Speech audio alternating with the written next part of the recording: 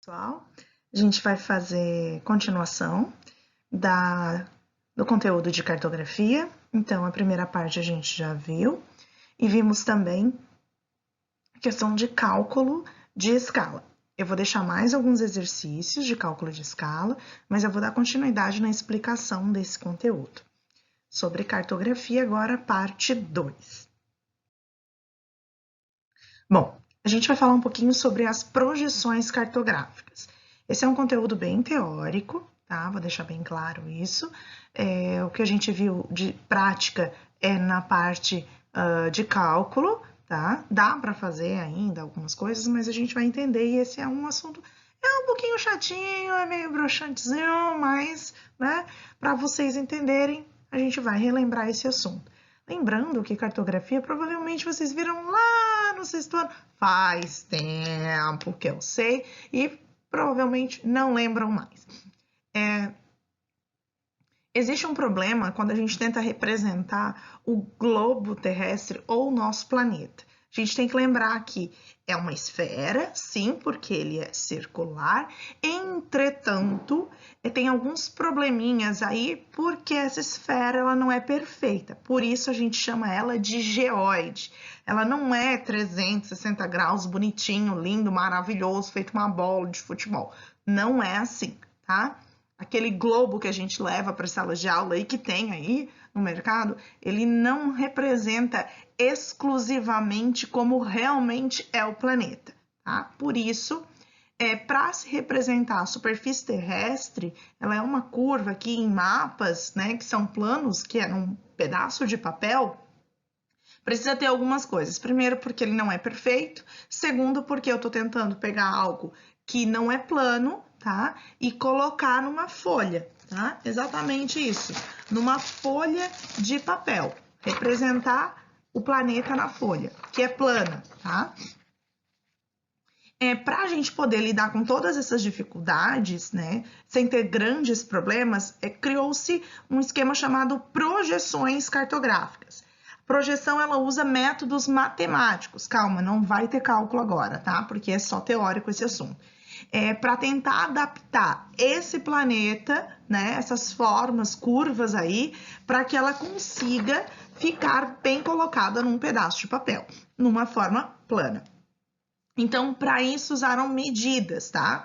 Medidas para tentar colocar. Então, essas medidas elas vão usar alguns meridianos, os paralelos, para tentar encaixar nessas linhas e conseguir trazer para um papel que é uma superfície plana.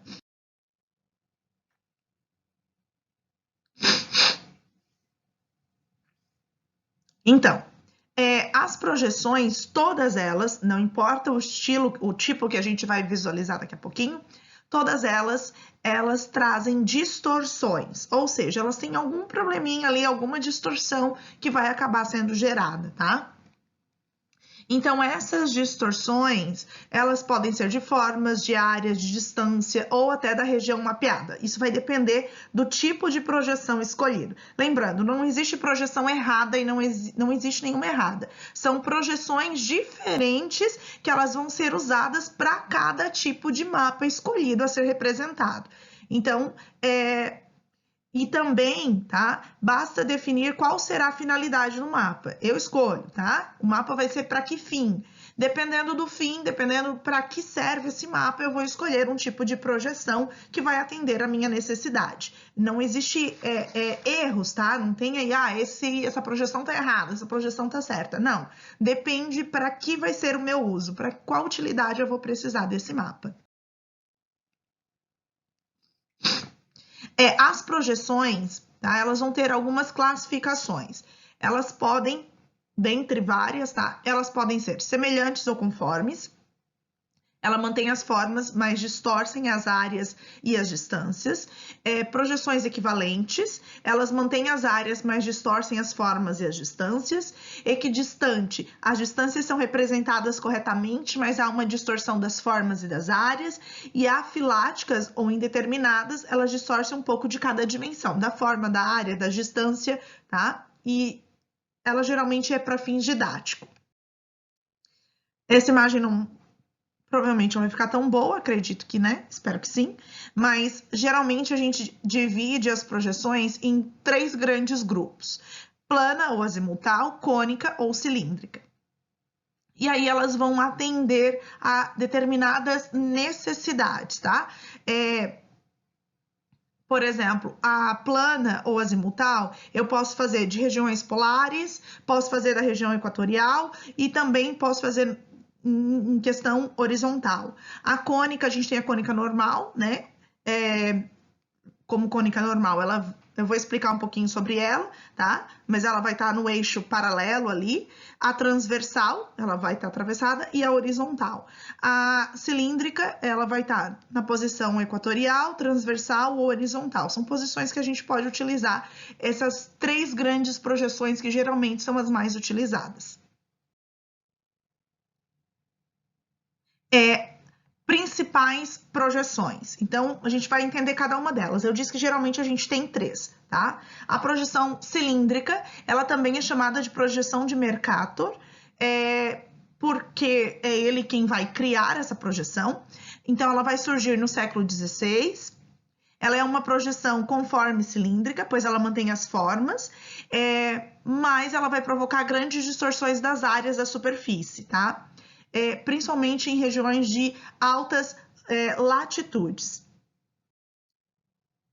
Essa projeção Mercator, por exemplo, ela vai destacar bastante o hemisfério norte, principalmente aqui a parte da Europa. Lembrando que nesse período é o período das grandes navegações. Então, Mercator vai fazer um mapa para valorizar essa parte, tá? Então, se a gente parar para analisar, é grande demais, tá? A parte do hemisfério norte. Olha aqui o tamanho das terras. Olha aqui como tá gigante a Groenlândia aqui, por exemplo, tá? Em branco.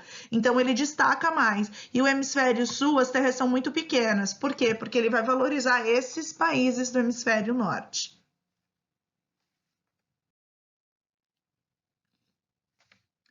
Outra projeção aqui de mercado, esse mapa aqui está um pouquinho maior, a gente vai conseguir ver um pouquinho melhor isso, tá? Então, é grande demais os países que estão no hemisfério norte e as terras do hemisfério sul, elas são pequenas. Então, por exemplo, a América do Sul aqui, ela é maior do que está sendo representada, tá? Mas esse mapa vai valorizar bastante as terras e a Europa não é desse tamanho, gente, ela é menor, tá? Ela é o menor continente do mundo.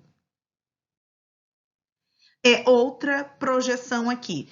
As projeções cilíndricas, mas ela é de Peters. Ele vai mudar um pouquinho as ideias de Mercator. Então, ela foi criada em 1973. Essa projeção, ela é equivalente e cilíndrica. Ela mantém as áreas da superfície representada, mas ela distorce um pouquinho as formas. Ela é tida como uma projeção terceiro-mundista. Enquanto a outra representava os países, tá, de primeiro mundo, principalmente a Europa aqui, esse aqui vai representar muito mais os países, se preocupar em representá-los, os países do hemisfério sul, tá, que seriam os países mais pobres. Ela é mais fiel que a de Mercator, tá? Na questão de comparação entre os países, em tamanhos aqui.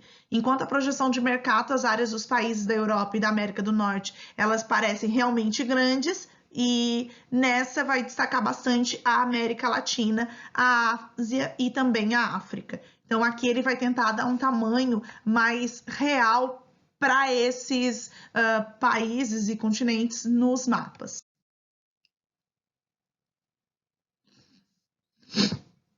Vamos embora, tá? Para a gente poder entender, ela parece aqueles cachorro carudão, assim, né? Que é um mapa que fica mais alongado, tá? Os países. Olha o tamanho da América do Sul, por exemplo, ela é grande, tá? Ele dá uma espécie de uma espichada, tá? Nos países também. E olha o tamanho da Europa, aqui sim, é um tamanho mais real do continente europeu, que ele realmente é pequenininho, tá? Para quem não tá lembrado onde fica a Europa, ela tá aqui, tá? Esse picutitinho ali é pequenininho mesmo, tá? E ele dá uma espichada nos outros continentes. Uma outra projeção que a gente vai ter é a projeção cônica, tá? São as projeções cartográficas mais adequadas para a gente representar uma parte de um território ou só um país, tá? Em geral, nas médias latitudes, tá? E também ela representa um determinado hemisfério. Ela não é muito utilizada para representar o globo como um todo, o planeta como um todo, porque ela geralmente é usada para representar partes. São pensadas como se fossem colocadas um cone, na verdade, é como se tivesse, né? É bom porque eu consigo fazer um cone aqui, né? A pessoa lembra como é que se faz um tal de um cone.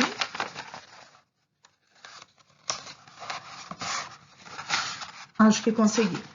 Um cone, então nós vamos ter a parte da abertura do cone, da boca do cone, ela meio que fica em contato com uma latitude, e essa é a parte onde vai ter as menores distorções, e, né, conforme o cone vai indo para o finalzinho dele, a parte mais afunilada, ele vai tendo as maiores distorções, tá? É como se tivesse o planeta dentro de um cone. Então, este cone, estando em contato com a Terra nas latitudes médias, e o resto do planeta sendo projetado em direção ao resto desse cone. Em seguida, o cone é cortado verticalmente e planificado. Calma. Vou mostrar uma imagem para ficar mais fácil para vocês não se perderem. Tá aqui, tá? É como se tivesse dentro de um cone. Então, a parte da abertura do cone tá aqui, né? Numa média latitude. Essa é a parte que vai ter as menores distorções, e conforme ele vai indo, né, para o finalzinho do cone, lá para a parte mais fininha do cone, aqui vai tendo as maiores distorções, tá? E aí ele vai ficando nesse formato, como se fosse um leque, quando a gente coloca ele na questão do plano, planificado aqui. A outra projeção, ela é plana ou azimutal, ou até polar, ela pode ter esses três nomes. Ela é adequada para representar os polos, pois eles geralmente ficam distorcidos em todas as projeções anteriores que a gente já viu. É possível verificar, então, essa projeção, que ela vai distorcer algumas áreas no centro. Vamos dar uma entendida melhor olhando essa projeção. Ela parte de um ponto central, então é como se ela circundasse. O ponto central ali, onde começa a projeção, este ponto aqui, é onde vai ter as menores distorções. Conforme vai se afastando dele, desse ponto inicial, as distorções vão ficando maiores, tá? Esse é o tipo de projeção. Então, geralmente ela é representada, ela é utilizada para representar os polos, Polo Norte, Polo Sul. A gente vai dar continuidade, então. Cartografia temática. A gente já tinha citado, né, ela anteriormente, mas agora a gente vai dar um enfoque um pouquinho melhor. Do livro de vocês, eu esqueci de mencionar isso, né? Ótimo, são maravilhosas. A pessoa esquece quando começa a planejar aqui, de olhar ali no livro e explicar para vocês. Na verdade, ela não está numa sequência lógica do livro. É bom que eu não tinha falado isso. Mas peraí que agora eu lembrei que tem um livro de vocês e a pessoa não colocou aqui na sequência do livro. Volta. Na verdade, eu estou utilizando dois capítulos. Capítulo 2 e capítulo 3 do livro de vocês. Mas essa parte de projeções, ela tá na página 60 do livro de vocês. Não sei se todos já pegaram, tá? Mas ela tá na página 60 do livro. E aí o capítulo 3 do livro de vocês, ele começa falando sobre a parte de cartografia temática, tá? Então é o capítulo 2 e capítulo 3. Ali na página 70 ele começa falando sobre isso. Então, esse é um ramo em que a precisão cartográfica, em termos de representação assim fiel do tamanho do terreno, ela não é a questão fundamental a ser analisada, tá? Quando a gente fala de cartografia temática, o objetivo aqui desse estilo de mapas aqui, não é a base dele, mas sim o que você vai representar. Qual é o tema do teu mapa? É a população? Então é ela que vai ter o maior destaque de informações. A base ali, né, o território brasileiro, que a população vai ser representada dele, não é o mais importante, tá? O mais importante é qual é o tema. Qual é o objetivo, tá? O que eu tô representando nesse mapa? E ele é temático porque ele vai ter temas diferenciados, tá? Ou temas de geografia humana ou temas de geografia física, ou seja, ou mapas físicos, né? Vegetação, desmatamento, poluição, climáticos, isso pode ser um mapa temático, tá? Quanto o planeta tem aquecido nos últimos anos, mapa humano, por exemplo, onde estão os maiores casos, né, de Covid, a gente sabe que é na região sudeste, então a região sudeste seria a que teria maior pontuação ali de casos, de mortes e tudo mais. Assim como qualquer outro dado que vai ser representado nessa forma espacial. Então a gente vai começar entendendo essa parte, tá?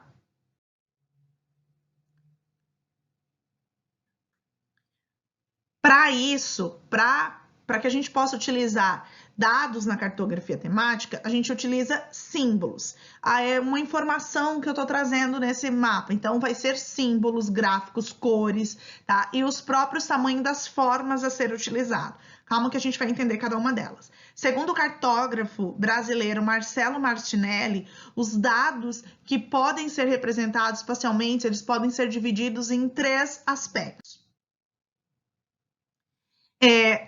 Qualitativo, tá? Quando os dados apontam diferentes elementos que não são ordenados entre si, tá? Por isso qualitativo, ou seja, mapas de recursos naturais, onde cada elemento ele vai receber um símbolo diferente, tá? Então, por exemplo, é um mapa de recurso. Que recursos nós vamos ter? Ferro, fósforo, ouro, diamante, são recursos minerais diferentes. Cada um desses recursos vai receber um símbolo diferente, porque aqui é o qualitativo, tá? Então, a pergunta que tem que ser feita quando se analisa esse mapa é: o que existe neste lugar? Então, quais recursos existem neste lugar?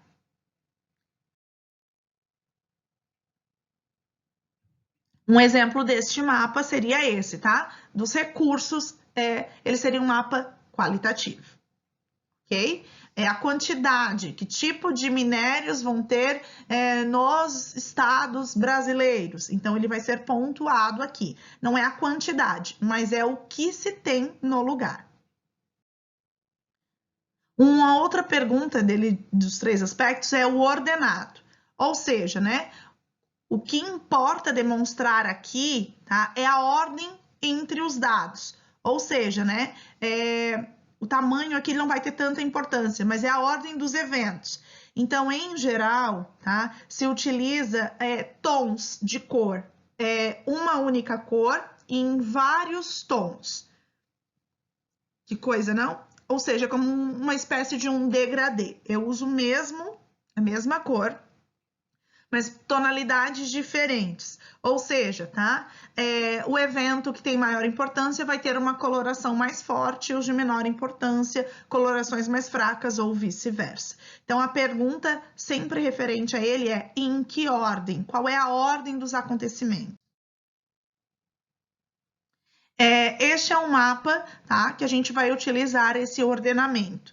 Ou seja, são pessoas alfabetizadas. Então, os estados, pessoas alfabetizadas de 5 anos de idade ou mais. Então, a ordem aqui é quem tem o maior número de... Qual estado tem o maior número de pessoas alfabetizadas e quem não tem. Quem tem, a coloração é mais forte e quem não tem, a coloração é mais clarinha. Então, quem tem? Santa Catarina, São Paulo, Rio de Janeiro e Distrito Federal.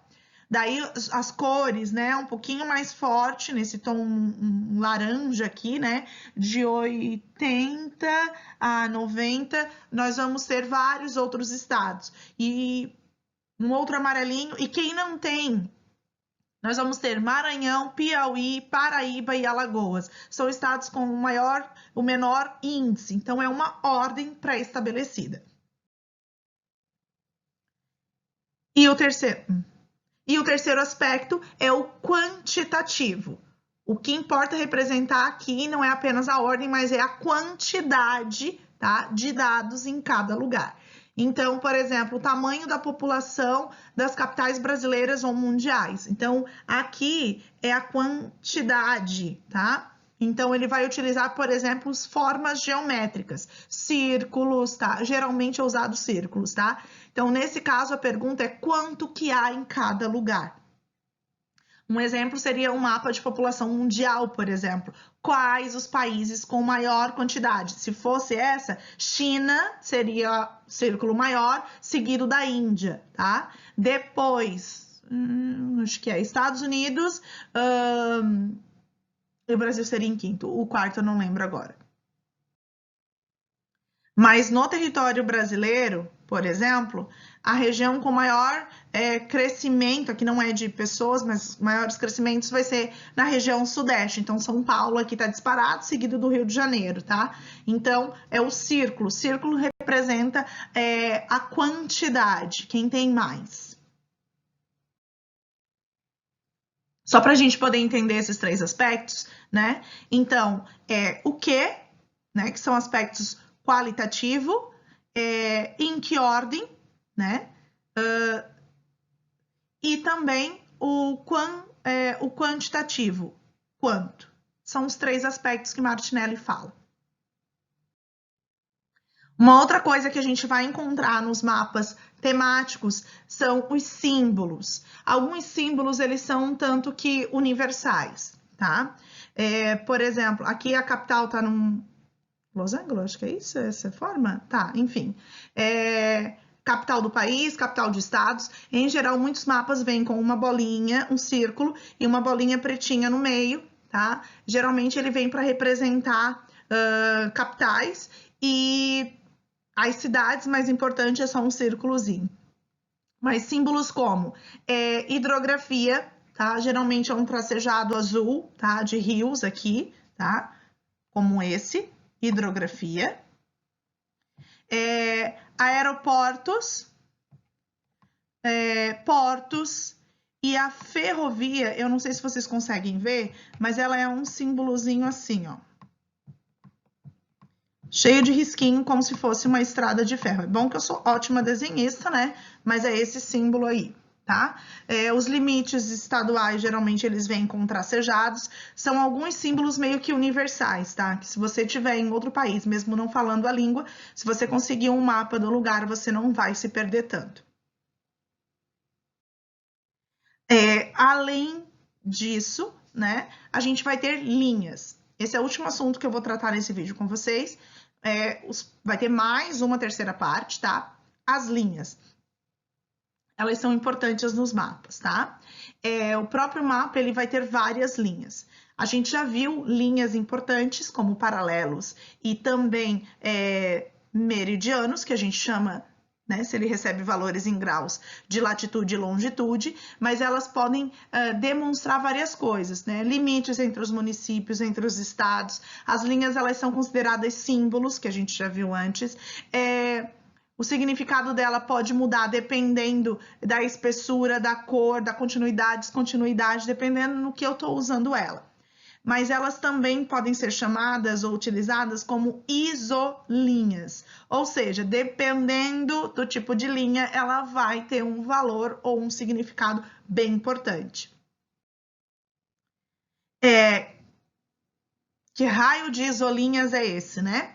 Então, iso é igual, tá? Então, as isolinhas são linhas traçadas sobre um ponto do mapa, as quais elas podem ter o mesmo valor em relação ao dado que foi considerado. Então, dependendo do tipo de dado, elas vão representar e ter um nome específico e característico para ela.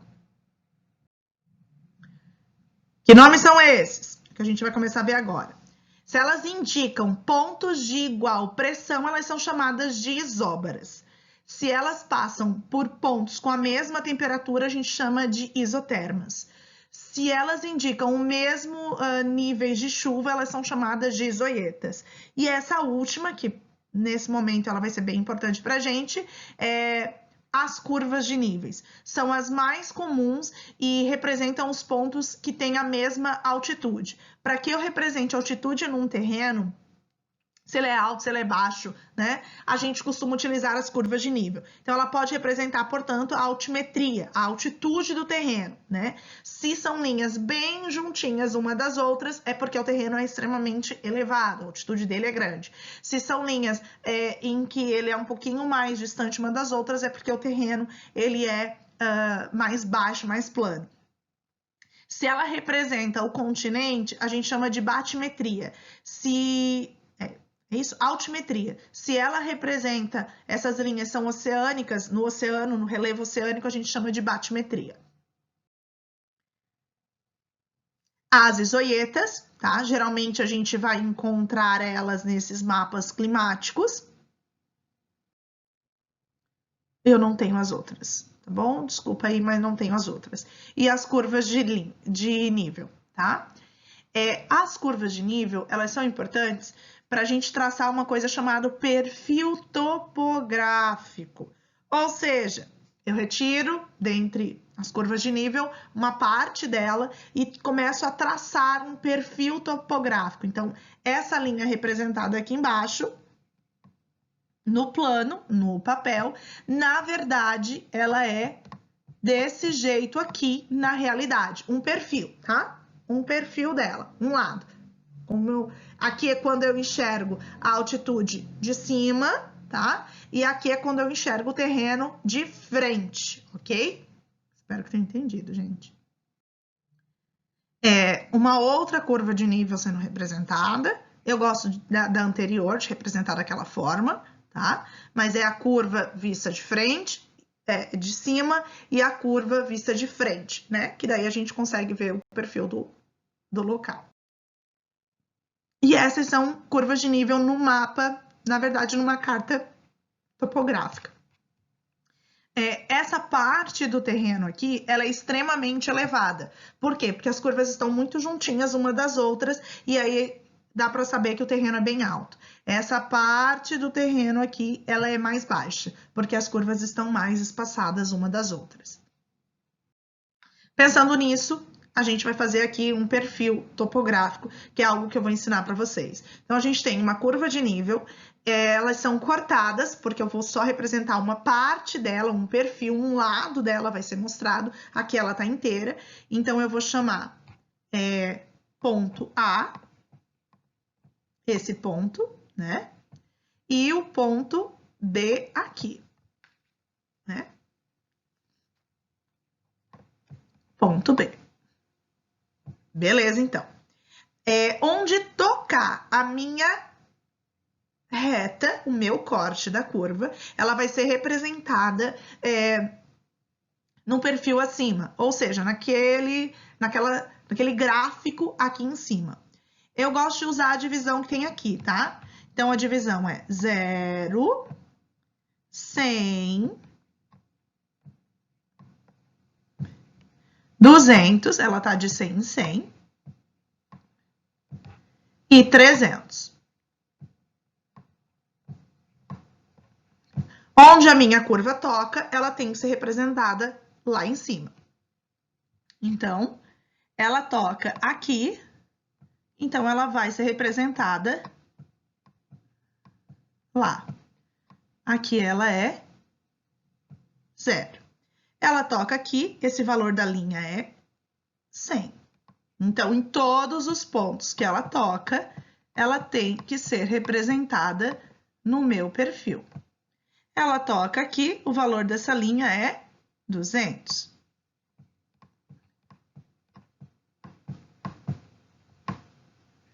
Ela toca aqui, o valor dessa linha é 300.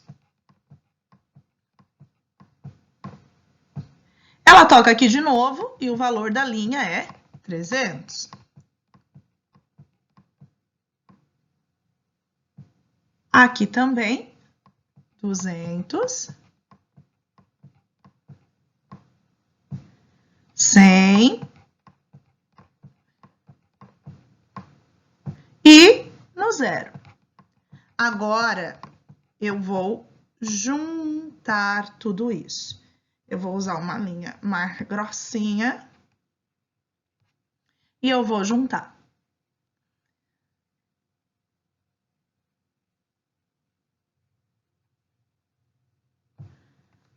Ou seja, o meu perfil ele é assim, visto de cima, e quando eu olho essa elevação de frente, ela é vista desse jeito. Eu vou deixar exercícios para vocês de escala e também de perfil topográfico, tá bom? Um beijo a todos e até a próxima!